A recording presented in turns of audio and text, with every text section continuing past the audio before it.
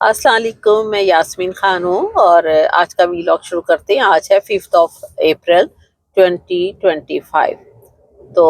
International news में ये है कि हमारे प्यारे ट्रम्प ने ईरान को बराह रास्त इसको कन्वर्सेशन के लिए तजवीज़ दे दी है कि हम बैठकर बात करते हैं। तो पहले ट्रम्प ने कहा था कि अगर मुआहिदा नहीं करना तो बमबारी करूँगा। तो इस सूरत हाल में उसने समझदारी से काम लेते हुए कहा है कि हम आपस में बैठकर और कन्वर्सेशन के ज़रिए जो तय होता है उसको हल कर लेते हैं। तो अगर नहीं करोगे तो फिर साथ ही छोटी-सी धमकी और भी दी है कि मैं टैरिफ लगा दूँगा और पहले पिछले लास्ट 4 साल से लगाऊँगा। ये भी साथ उसने थ्रेट कर दिया है ट्रम्प ने।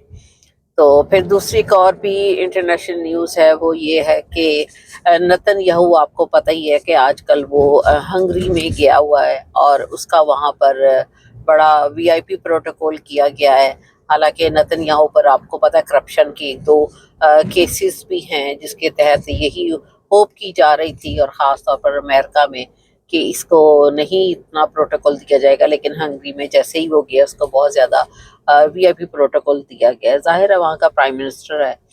तो एक तो ये न्यूज़ थी। फिर उसके बाद एक और इंटरनेशनली न्यूज़ के हवाले से है कि ट्रम्प के ने जो जवाबी टैरिफ फिक्स किया है, आपको 2 दिन से बताया जा रहा है, वो मुख्तलिफ ममालिक पर, उसमें यूरोपियन कंट्रीज़ ने, फ्रांस ने, जर्मनी ने, इटली ने, इंग्लैंड ने, इस तरह सब कंट्रीज़ ने बहुत ज़्यादा एतराज़ किया है, और चीन ने तो, स्पेशली चाइना ने कहा है कि इस टैरिफ को हटाया जाए, अदरवाइज़ जो बिज़नेस करना है वो बड़ा डिफ़िकल्ट हो जाएगा। तो कनाडा ने अमेरिकन गाड़ियों पर, जो कि अमेरिका से गाड़ियाँ वहाँ पर इंपोर्ट होंगी, उनके ऊपर 25% 25% कनाडा ने भी टैरिफ लगा दिया है, क्योंकि जो कनाडा का आपको पता ही है कि कुछ दिन हुए हैं नया प्राइम मिनिस्टर आया है। तो इस तरह का ये लोग एक दूसरे के ऊपर टैरिफ लगा रहे हैं, जिससे कि जो कि है एक ट्रेड वॉर शुरू हो गई है पूरे इंटरनेशनल कंट्रीज में।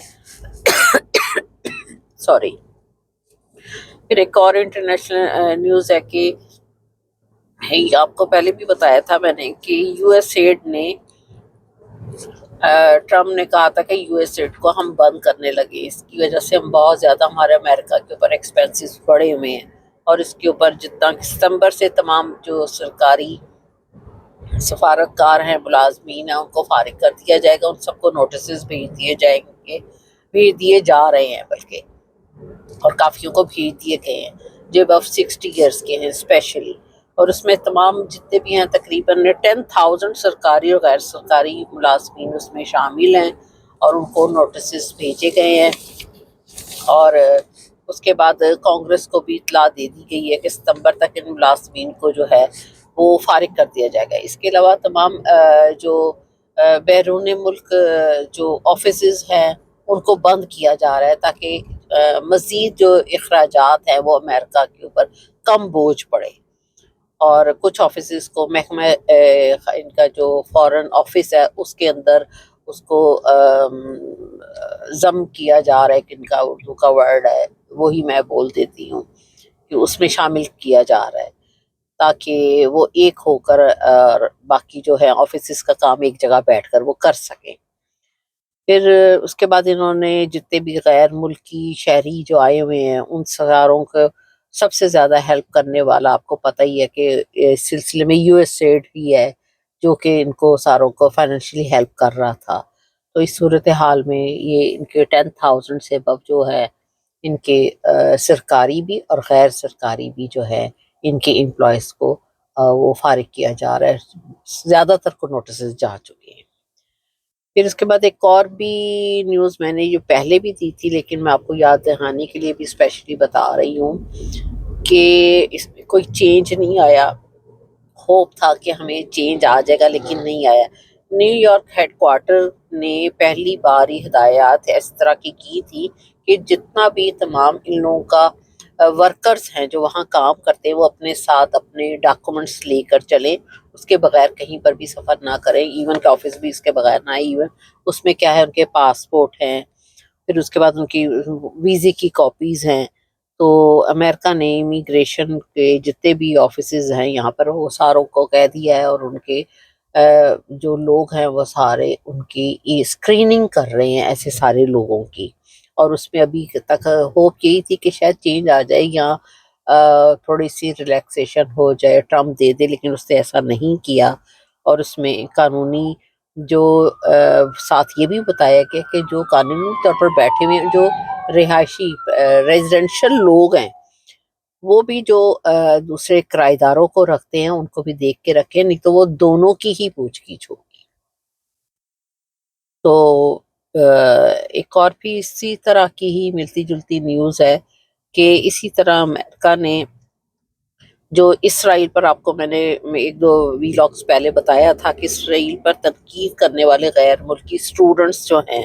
ان کے ویزے کینسل کرنے کا اس نے فیصلہ کیا۔ اس میں مارک روبیو جو ہے، مارکو روبیو جو کہ ان کا سیکٹری آف اسٹیٹ ہے امریکہ کا، واشنگٹن کا، اس نے تمام امریکن جتنے بھی سفارت کار ہیں ان لوگوں کو ایسے اسٹوڈنٹس کے لیے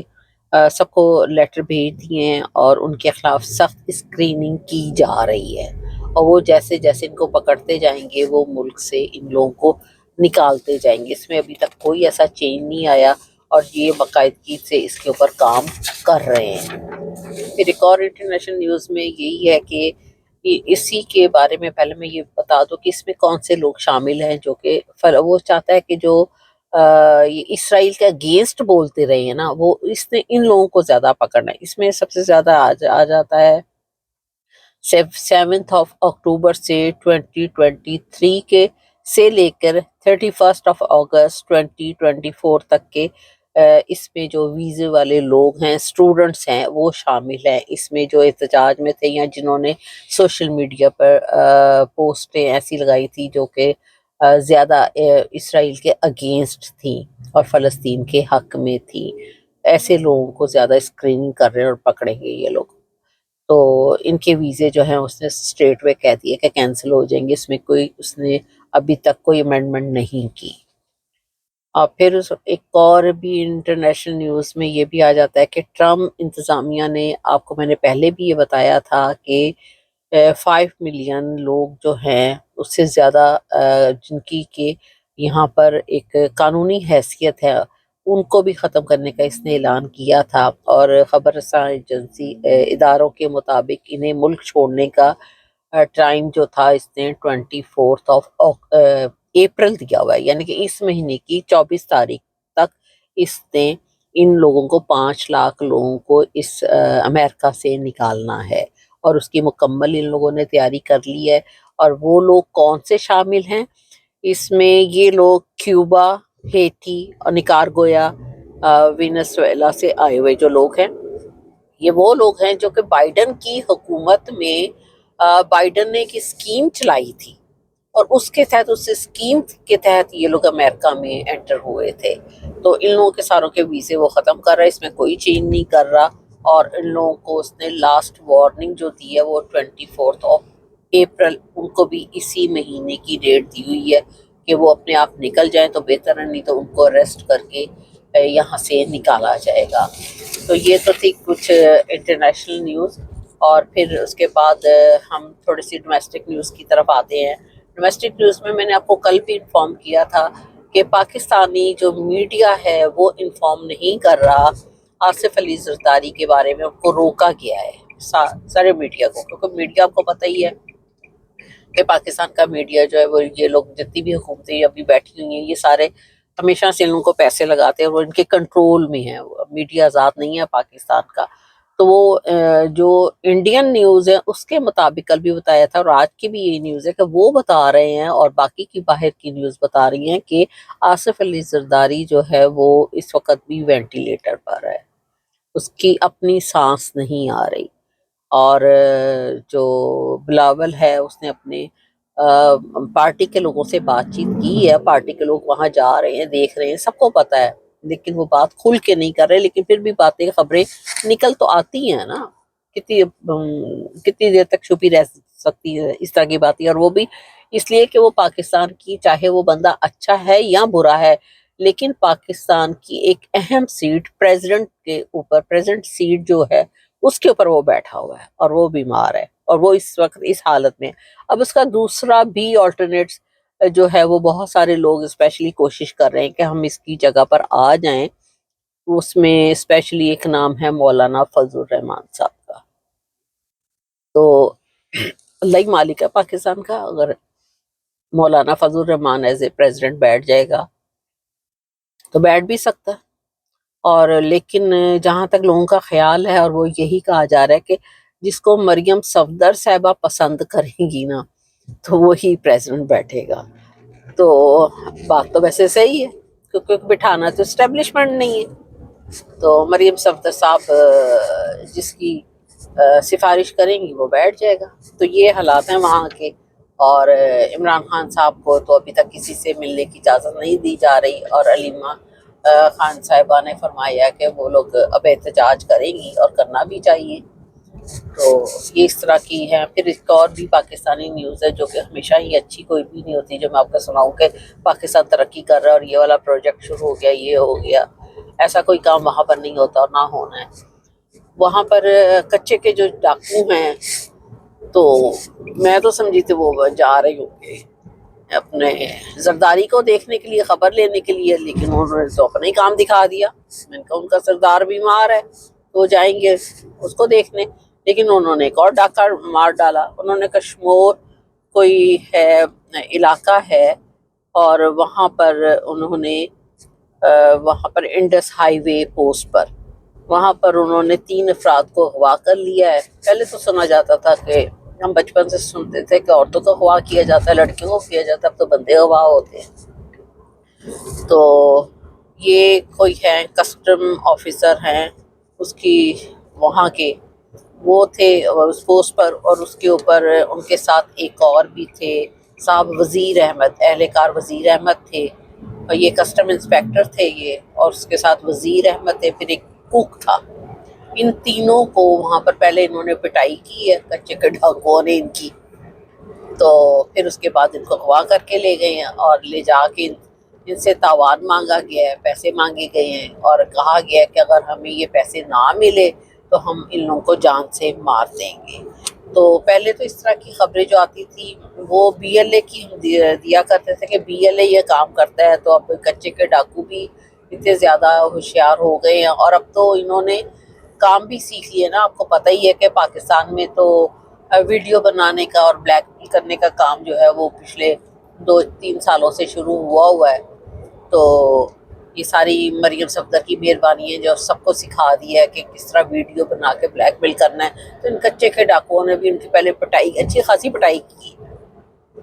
پھر اس کے بعد ان کی ویڈیو بنائی ہے، اور پھر ساتھ بتایا گیا ہے کہ ویڈیو وائرل بھی کر دی ہے۔ اب وہ یوٹیوب کے کچھ انسٹرکشنز ہوتی ہیں جو میں آپ کو وہ ویڈیو نہیں دکھا سکتی، نہیں تو آپ کو وہ ویڈیو دکھاتی۔